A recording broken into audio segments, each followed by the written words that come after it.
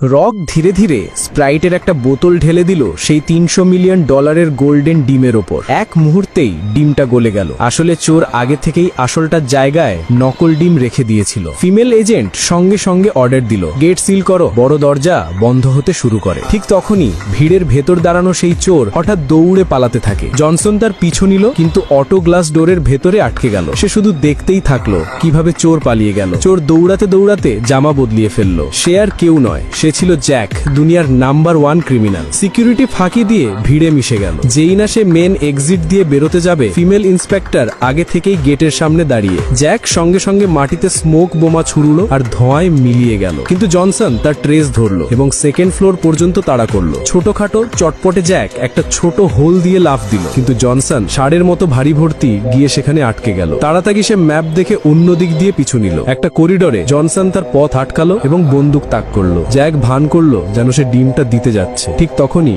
Female agent ঢুকে পড়লো। সুযোগ নিয়ে জ্যাক জনসনের হাত থেকে বন্দুক ফেলে দিল এবং জানালা ভেঙে পালানোর চেষ্টা করলো, কিন্তু জনসন ঝাঁপিয়ে পড়লো আর দুজনেই জানালা ভেঙে বাইরে পড়লো। জ্যাক পাইপ বেয়ে নেমে গেল। মাটিতে নামতেই সে ফিনিক্স ব্র্যান্ডের একটা সাইকেল নিয়ে দৌড়ে পালালো। জনসন এক ঝাঁপে বসে গেল পোর্শে পানামেরায়। অ্যাক্সেলারেটর টিপে দিল, কিন্তু 1 সেকেন্ডের মাথায় একটা ভ্যান এসে গাড়িটাকে ধাক্কা দিল আর সেটা গিয়ে ঠুকলো এক বিশাল পাথরের খুঁটিতে। চোর পালিয়ে গেল। কিন্তু জনসনের সবচেয়ে বেশি কষ্ট হলো গোল্ডেন এগ নিয়ে নয়, বরং তার চিক ম্যাগনেট গাড়ি ভেঙে যাওয়াতে। 3 দিন পর জ্যাক চলে এলো বালিতে। গোল্ডেন এগ নিয়ে ঢুকলো তার প্রাইভেট ভিলায়। নিজেকে 1 গ্লাস হুইস্কি সার্ভ করলো। ঠিক তখনই কোণ থেকে আওয়াজ হলো। বাইরে থেকে স্পেশাল ফোর্স ঢুকে পড়লো। জ্যাককে চারদিক থেকে ঘিরে ফেললো। ফিমেল এজেন্ট গোল্ডেন এগ তুলে নিল এবং সিকিউর বক্সে রেখে দিল। জ্যাক হতবাক। তোমরা আমার প্রতিটা মুভ কিভাবে জানলে? জনসন হাসলো। তোমার লোকেশন দিয়েছে এমন একজন যে নিজেকে বলে বিশপ। জ্যাক মুহূর্তেই বুঝা গেল কে সেটা। ফিমেল এজেন্ট জ্যাককে পুলিশ কারে তুলে নিল, স্টেশনে নিয়ে যাওয়ার জন্য বেরিয়ে গেল। এখন 2 টিমে ভাগ হলো কাজ।